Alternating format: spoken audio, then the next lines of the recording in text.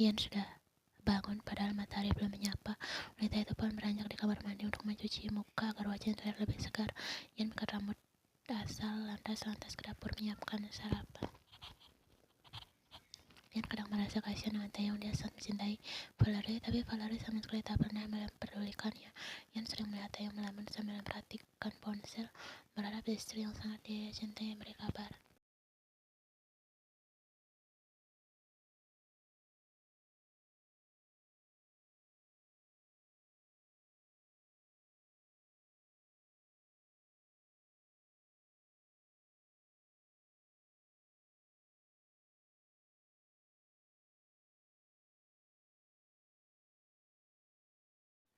Apa hubungannya mereka sudah berakhir? Mungkin sudah, karena lelaki itu tak pernah memberi kabar sama sekali. Cinta memang rumit, karena itulah Ian memilih untuk tidak jatuh cinta lagi. Pagi guman Taeyong dengan wajah mantuk. Tak mengapa, Taeyong telah sangat menggemaskan di mata Ian sekarang. Pagi juga tuan.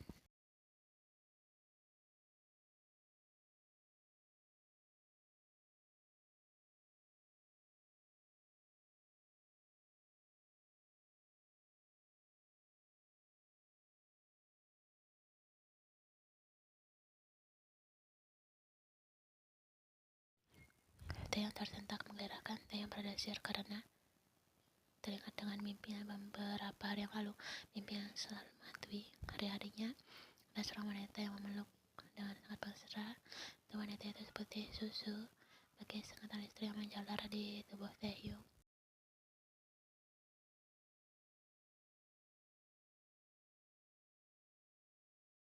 Jantung Taeyong berdegup kencang, dia tanpa sadar kedua tangannya menjelajahi setiap detutan dada terlewat sedikit pun. Mimpi Taeyong terasa betul nyata. Wanita cantik itu sangat liar. Dia sangat terkejut ketika melihat wajah wanita yang ada di dalam mimpinya.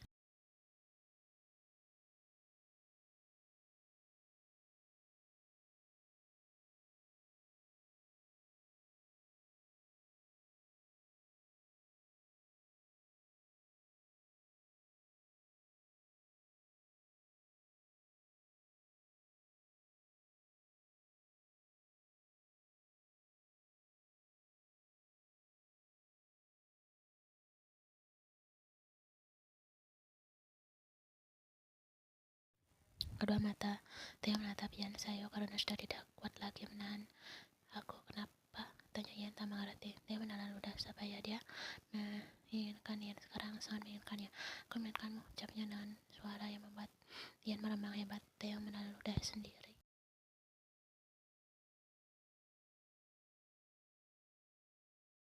Dia dulu sangat membenci Yan, tapi sekarang malah menginginkannya. Yan menarik nafas panjang. Dia tidak mempunyai pilihan selain menuruti keinginan Taeyong. Baiklah, katanya. Taeyong tersenyum senang. Dia menggendong Yan arah belidal. Yan refleks mengalukan kedua tangannya di leher Taeyong. Kenapa Tuan menggendong saya? Wajah Yan bersemu merah karena sangat dekat dengan Taeyong. Memangnya kenapa kamu lebih senang jika kugelindingkan? Goda Taeyong.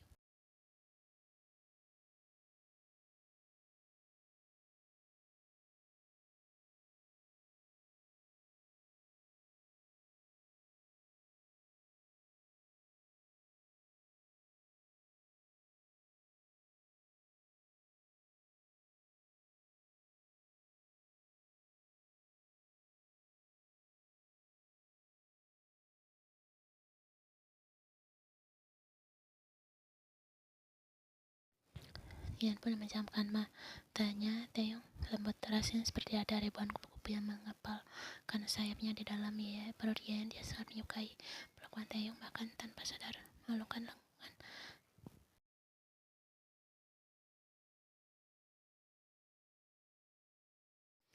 Taeyong berhenti melepas mereka dan menatap Yan dengan pandangan. Dia menenggelamkan wajah di leher Yan, menghirup aroma Yan dalam-dalam, seolah leher Yan adalah tempat yang menyediakan oksigen paling murni bagi paru-parunya. Nafas Taeyong yang terasa sangat membuat tubuh Yan meremang hebat.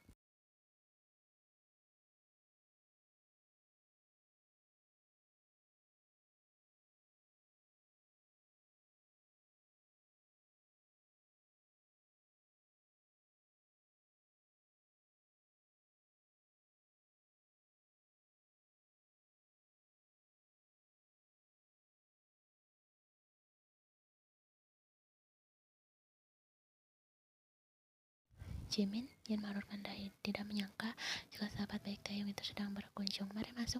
Jimin mengangguk mengikuti Yan di belakang. Dia baru pertama kali mengunjungi rumah Taeyong.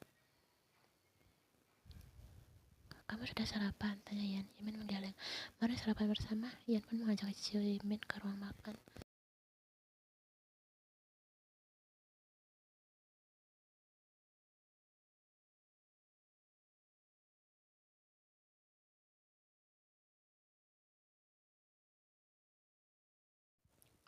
Yan senyum. Kamu mau makan apa, Jimin? Jimin bisa ambil sendiri, kamu tidak perlu mengambilkannya. Ucap Taeyong ketus. Jimin tertawa kecil. Sudahlah Yan, aku bisa mengambilnya sendiri. Jikanya saat Yan ingin mengambilkan nasi untuknya. Yan tersenyum, tidak enak memilih melanjutkan kembali sarapannya. Sekali Yan melirik Taeyong yang duduk di depannya. Lelaki itu terlihat kesal. Yan tidak tahu apa penyebabnya. Mungkin Taeyong sedang merindukan Valerie.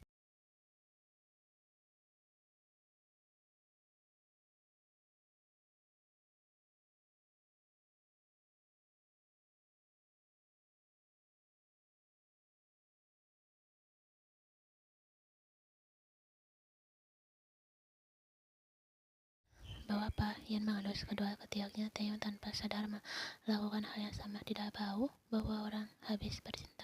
Jimin terkekeh. Rambut Taeyong yang sedikit basah, bahkan ada tanda-tanda kemerah-merahan. Wajah Yan dan Taeyong sontak memerah. Mereka malu. Jimin tertawa terbahak melihatnya. Apa Taeyong melakukannya dengan lembut? Bisik Jimin. Yan menunduk, pikirannya berputar pada kejadian beberapa jam yang lalu saat Taeyong mengarahkan adiknya dengan mendorong.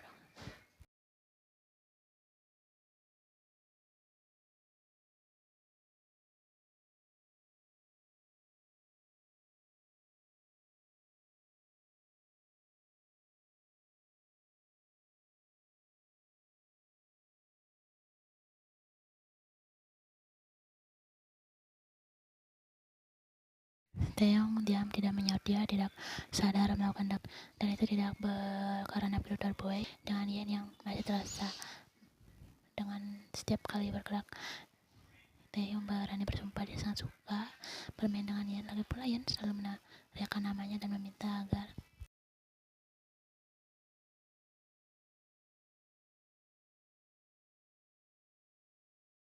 sial. Taeyong menggerap tahan dia menginginkan Yan lagi.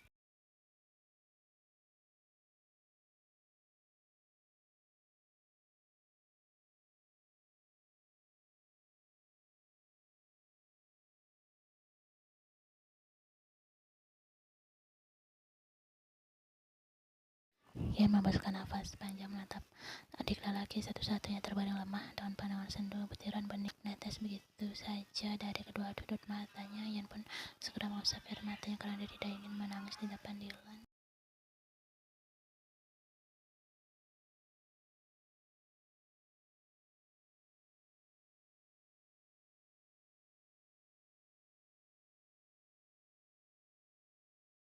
Yan begitu terbawanya mendengar penjelasan dokter Huang. Apa Dylan akan pergi meninggalkannya? Yan belum siap untuk kehilangan lagi. Kamu sudah makan? Yan menggeleng pelan. Mau makan siang bersama? Maaf dokter, saya lagi malas makan. Padahal aku yang menraktirmu es krim. Es krim, tanya Yan senang. Kedua matanya terlihat berbinar ketika mendengar makanan kesukaannya.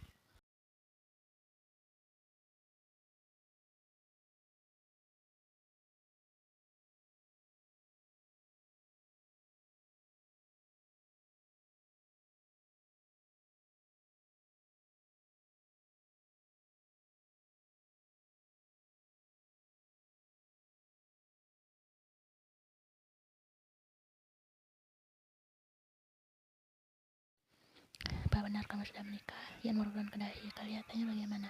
Dokter Huang mengangkat bahu tanda jika dia tidak tahu. Namun dia sangat berharap Yan belum menikah. Dia sudah menikah.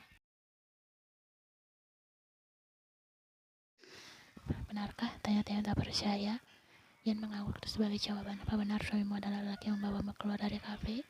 Yan kembali mengangguk. Dokter Huang tersentak. Benarkah? Kim Taeyong, benarkah lelaki itu sudah mempunyai istri?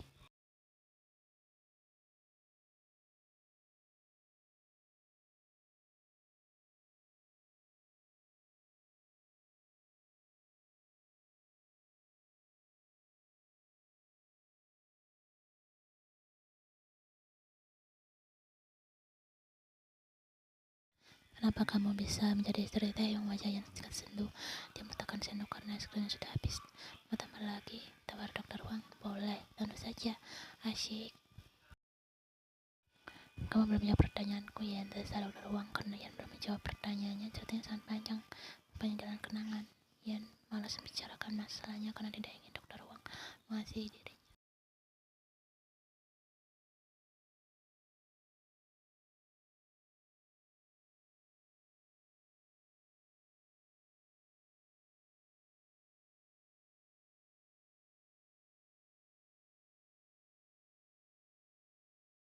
Sedangkan gaji saya sebagai pelayan di restoran yang cukup untuk memenuhi kebutuhan sehari-hari dan menyicil biaya rumah sakit.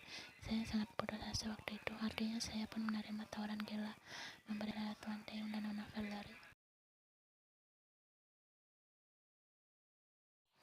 Mereka memberi saya uang yang sangat banyak sebagai imbalan. Tuan Taeyong akan menceraikan saya jika sudah memberi anak, maka kontrak kami selesai. Jelas Yan panjang lebar.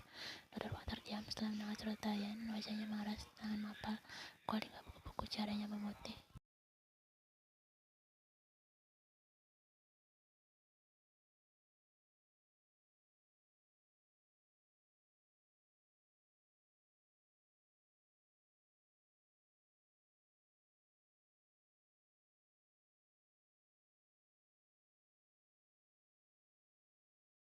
Kenapa kamu tidak memberitahu kalau waktu itu sedang membutuhkan uang, Yan? Saya dokter, pusing kepala saya waktu itu. Entah setan apa yang masuk dalam tubuh saya sampai menerima tawaran gila itu. Nasi telah menjadi bubur, semua sudah terlanjur. Yan sekarang harus menanggung semuanya. Kamu sudah ambil, tanya dokter Wang sangat lirik. Yan mengangkat bahwa hari ini dia dan Theo memang sering. Namun sampai sekarang belum ada tanda-tanda jika dia hamil.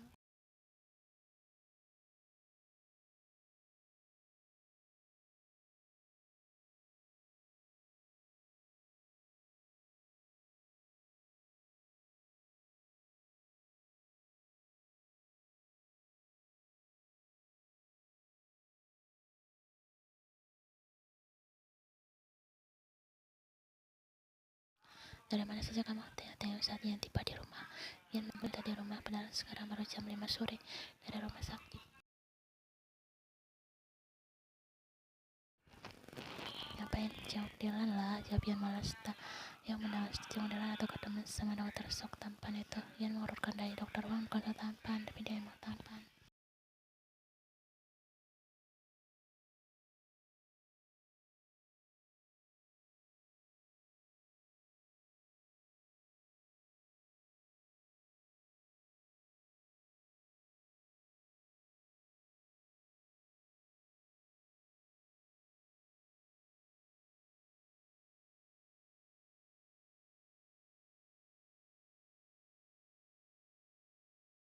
Yan menjamkan mata erat, berusaha meredakan rasa sakit di kepalanya, namun kepalanya masih saja terasa sakit.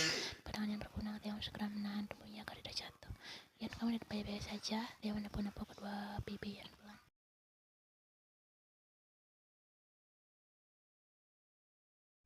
Yan lemas, tidurnya sudah berputar lalu semua berubah gelap. Dia pingsan. Taeyong pun menggendong Yan ke dalam kamar dan segera menghubungi dokter pribadinya. Halo, Cap. Dia usah telepon terima dokter pribadinya.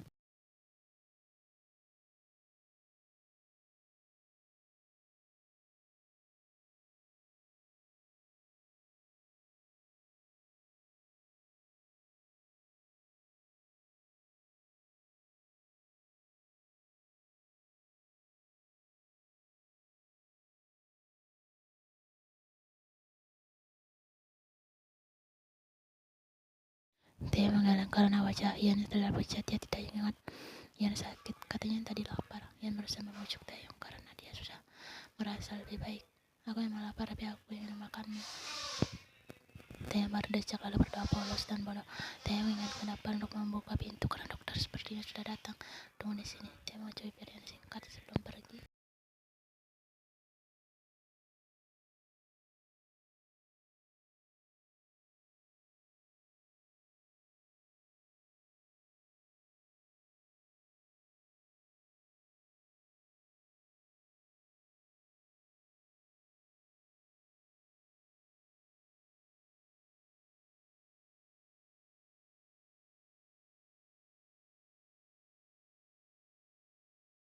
Kenapa wajahnya sekali? Capian tanpa sadar dokter itu tersenyum geli mendengarnya.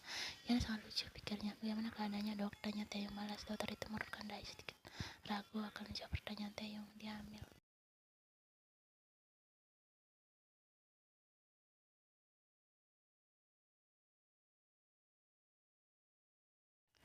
Kamu hamil ya? Taeyong menarik yang ke dalam pelukannya. Dia tanpa sadar mencengkap kepala wanita itu berkali-kali. Sebentar lagi dia akan menjadi orang tua. Taeyong sangat tidak sabar melihat Valeria agar cepat pulang. Dia terlihat sangat bahagia.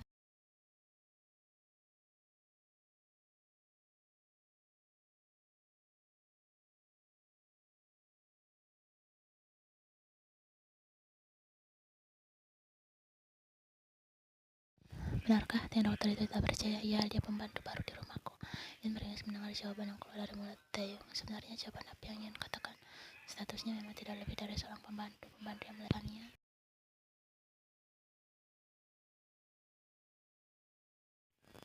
Taeyong pun mengantar dokternya ke depan. Setelah meriksa Yan mengusap perutnya yang masih datar. Ada kehidupan baru yang tumbuh di dalam rahimnya. Tuhan telah menitipkan amanat yang harus dia jaga. Yang harus siap kehilangan buah hatinya. Ia tidak sabar meneteskan air mata. Dia sedang menghapus air matanya agar Taeyong tak melihatnya sedang menangis. Tumbuh sehat di dalam rai Roma ya.